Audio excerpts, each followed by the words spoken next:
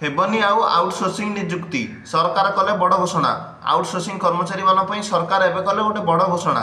आउ आउटसोर्सिंग कर्मचारी मान निजुक्ति दे पारिबनी संस्था।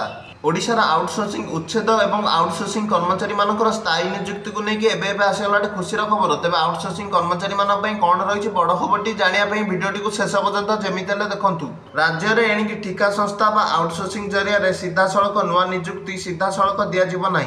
पूर्वर जो सब आउटसोर्सिंग संस्था को मैन पावर लगी नियुक्त करा बजाय रहा संपृक्त संस्था नवीकरण करें। संपृक्त संस्था अर्थ विभाग बिना अनुमोदन नुआकरी जड़े भी मैन पावर नियुक्त दे पारे ना अर्थ विभाग पक्षर स्पष्ट माने अर्थ विभाग जो संस्था द्वारा कर्मचारी माने नियुक्ति पाउथले आउटसोर्सिंग जरिया से एबे बिना अर्थ विभाग अनुमति आउटसोर्सिंग कर्मचारी मानक नियुक्ति दे पारिबो नाही। ए संक्रांत अर्थ विभाग प्रमुख शासन सचिव शाश्वत मिश्र गुरुवार समस्त विभाग मुख्यों को पत्र लिखि अवगत कराइछंती। तेबे राज्य आउ कई ठिका नियुक्त हेबे नाही। आउटसोर्सिंग रे पूर्णच्छेद पड़िला बोली 2023 जून रे सरकार पक्षरु घोषणा करा जायथला। सेतेबेले ठिका नियुक्ति उच्छेद ना बोली सरकार पक्षरु कुआ जायथला। हेले राज्य सरकार विभिन्न विभाग आवश्यकता दृष्टि एही प्रक्रिया अद्यावधि जारी रही। आउटसोर्सिंग कर्मचारी मान पे याथला बड़ खबरटी। भिडियोटी भल लागिले भिडियोटी को लाइक और चैनल को सब्सक्राइब कर दियंतु।